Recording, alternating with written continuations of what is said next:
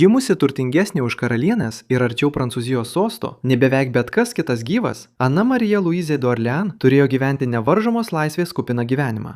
Vietoj to, jos milžiniška turtas pavertė ją politiniu laimikiu, karališka grėsme ir galiausiai moterimi įkalinta valdžios, skandalų ir vienatvės.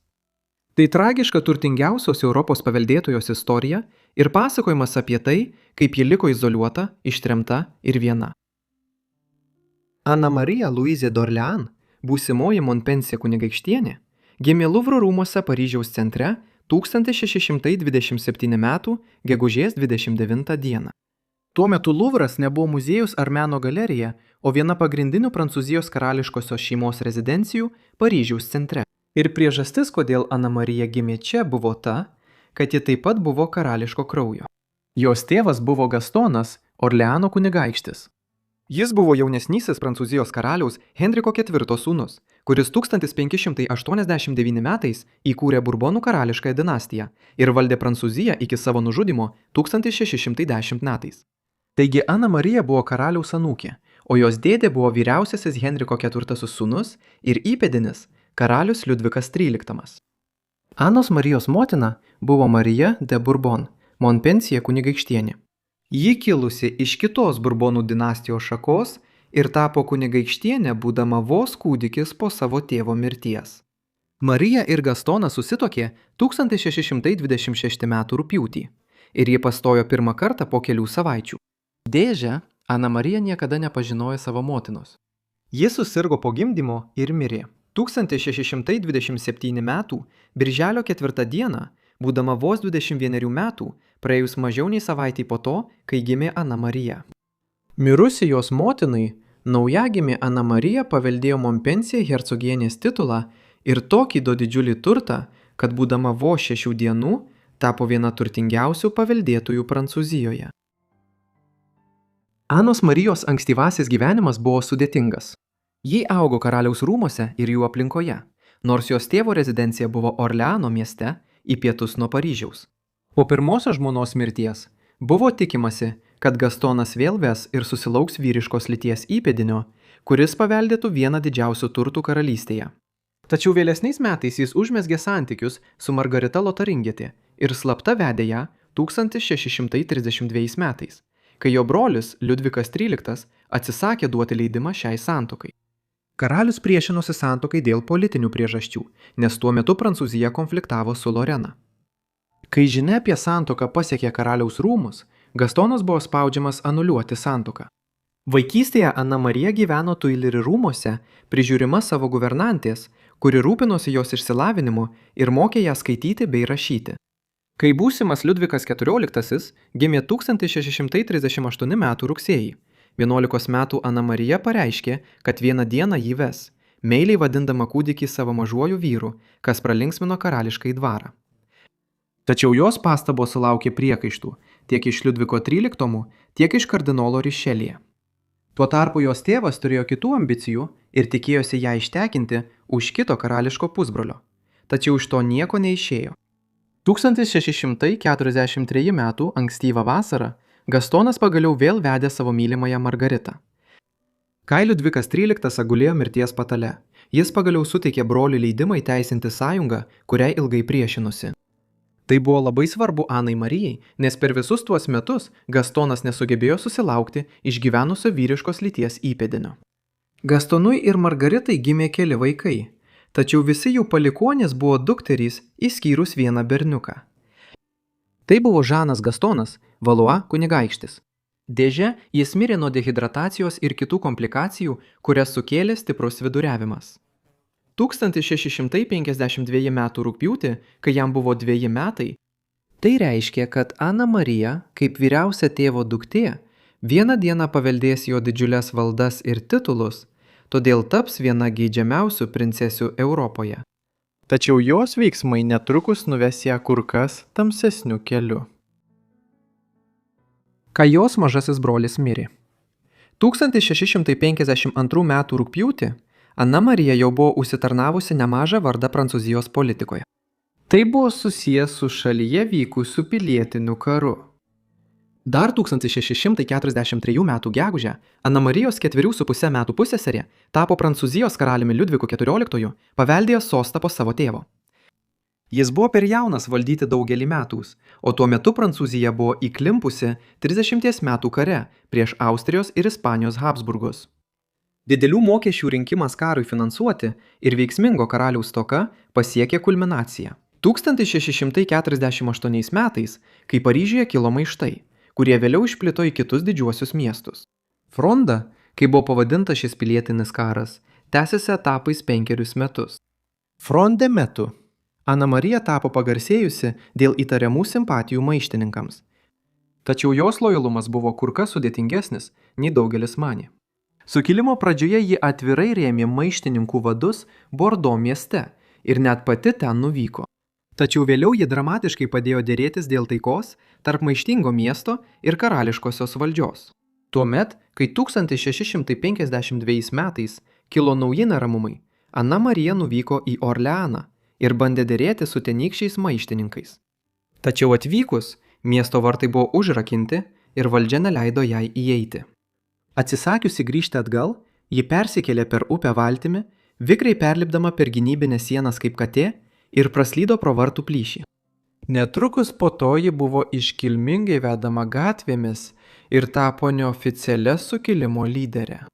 Vėliau Ana Marija sugrįžo į Paryžių, kur visam laikui susiejo savo likimą su sukilimu ir užsitarnavo sąjungininkės sukilėliams reputaciją. 1652 m. Liepos 2 d. per Faubourg Saint-Antoine mūšį po grėsmingomis garsiosios Bastilijos sienomis mieste. Ji žengė stulbinantį žingsnį. Įsakė tvirtovės patrankoms šaudyti į karališkąsias pajėgas, palaikydama Liudviką, princą Condé, pavojingiausią vyriausybės priešą ir savo karališkąjį pusbrolį. Nepaisant jos įsikišimo, maištas buvo numalšintas. Karališkiesiems laimėjus ir jos reputacijai žlugus, Ana Marija buvo priversta bėgti iš Paryžiaus. Kitais metais Fronda galutinai žlugo, o jaunas Liudvikas XIV iškilo pasiryžęs, kad jokia grėsmė karališkai valdžiai daugiau jo nebeišgazdins. Nors Ana Marija palaikė maištingus didikus, tokius kaip princas Condé, o ne paprastus žmonės, jos veiksmai nebuvo pamiršti. Ir netrukus turtingiausia Prancūzijos paveldėtoja atsidūrė tremtyje, atskirta nuo spindinčio dvaro, kurį kadaise taip mylėjo. Anos Marijos veiksmai per Frondą padarė bet kokį sugrįžimą į dvarą neįmanomu. Nugalėtojų rojalistų pavojinga maištininkė pavadinta Ana Marija pabėgo į tremtį atokiame Saint-Faržo dvare Burgundijoje.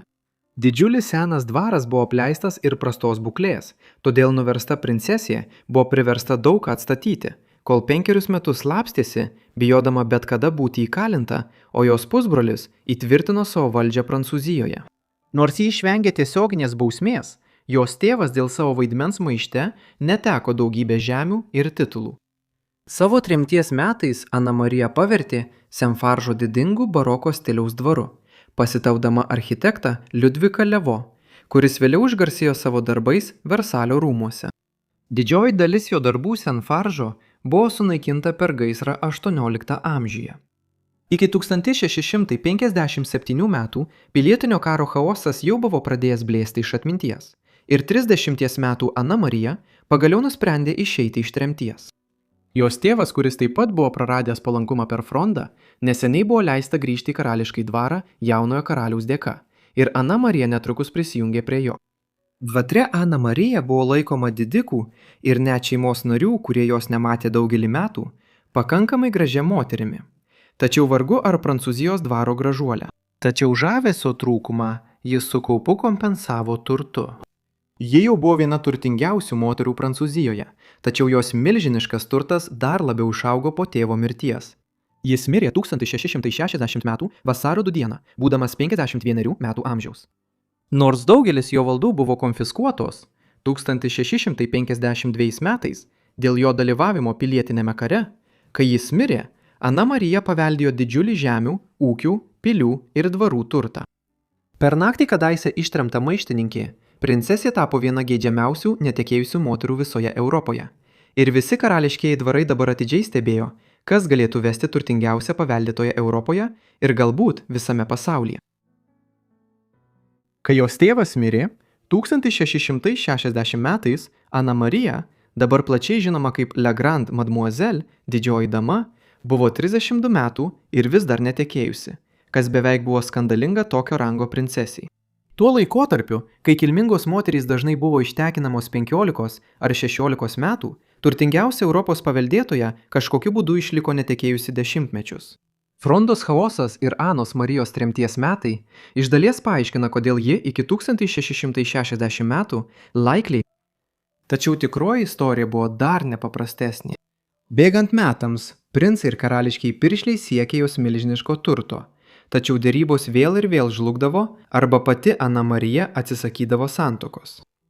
Pavyzdžiui, 1646 metais buvo pasiūlyta, kad Ana Marija ištekėtų už Ferdinando III, Šventosios Romos imperatoriaus, po jo žmonos Marijos Anos iš Ispanijos mirties. Tokia santuoka tarp Liudviko XIV pusseserės ir Habsburgų imperijos valdovo galėjo padėti sustiprinti taikos dėrybas paskutiniaisiais 30 metų karo metais. Tačiau galiausiai dėrybos žlugo. Ferdinandas vietoje to 1648 metais vedė Mariją Leopoldiną iš Austrijos, o vėliau Eleonorą Gonzagą. Tada Fronda ir Anos Marijos tremties metai beveik visiškai sugriovė jos viltis ištekėti. Tačiau grįžus į dvarą 1657 metais, turtingiausia Europos paveldėtoja vėl tapo geidžiama. Buvo net pasiūlymas, kad ji ištekėtų už Pilypo I, Orleano kunigaikščio, savo pusbrolio ir Liudviko XIV jaunesniojo brolio.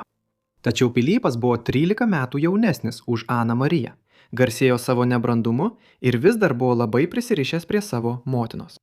Todėl Ana Marija atsisakė šios santuokos. Galiausiai Pilypas vedė Henrietą Aną Stuart, Anglijos karaliaus Karolio II seserį. Taip pat daugelį metų buvo svarstoma galimybė ištekinti Aną Mariją už Karolio, kai jis gyveno tremtyje žemyne.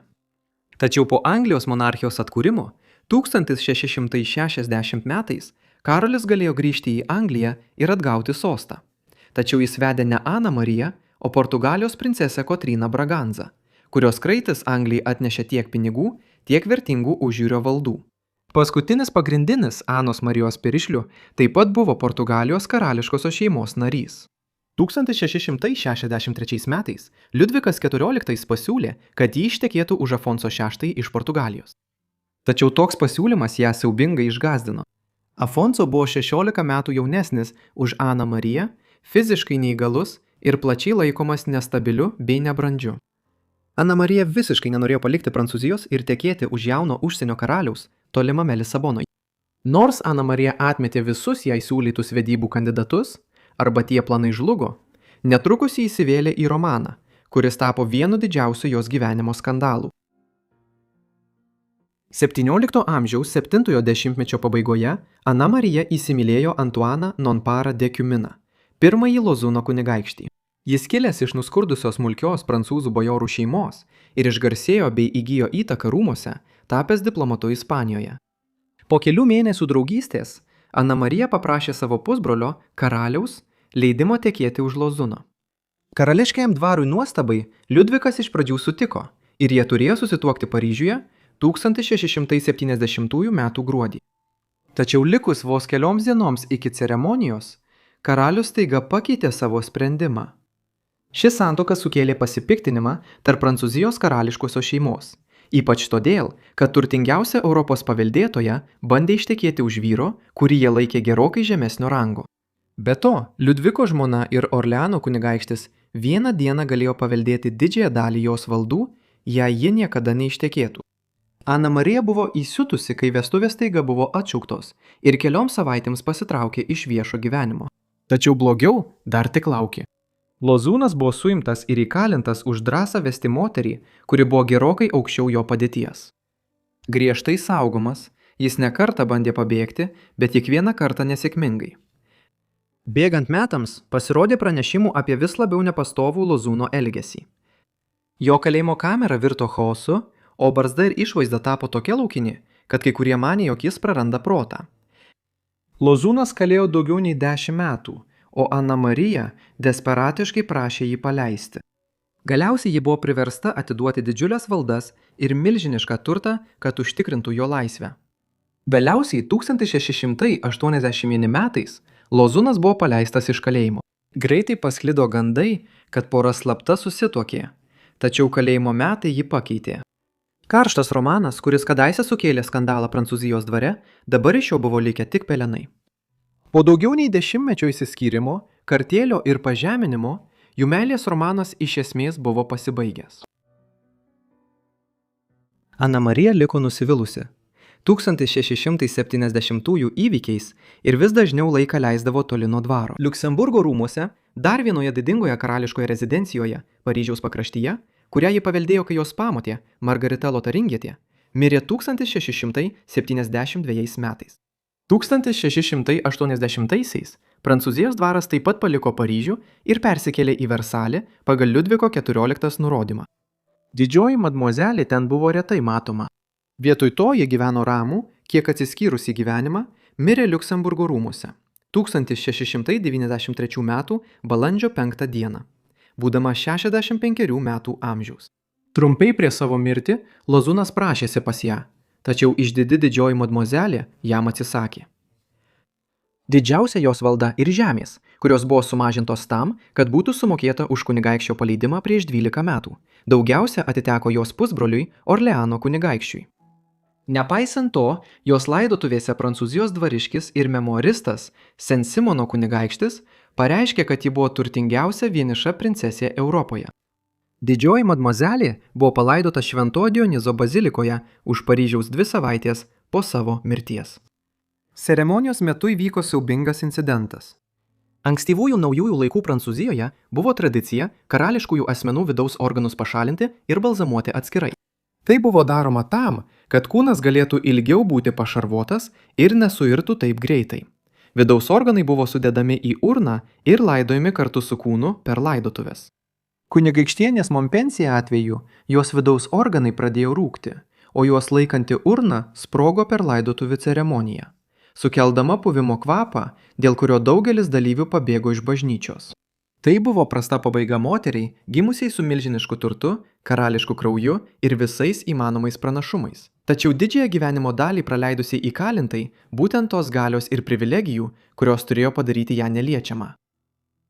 Labai ačiū visiems, kad žiūrėjote šį vaizdo įrašą apie Aną Mariją Luizą d'Orléans, didžiąją madmozelę. Tikiuosi, kad jums buvo įdomu. Parašykite komentaruose, ką manote apie šį vaizdo įrašą ir jei turite kokių nors pasiūlymų, taip pat praneškite apie juos komentaruose. Tikiuosi, kad esate užsiprenumeravę mano kanalą ir įjungę pranešimus, kad gautumėte visus mano vaizdo įrašus, vos tik juos įkeliu. Na tai tiek iš manęs, tad pasimatysime kitame Forgotten Lives epizode. Ačiū.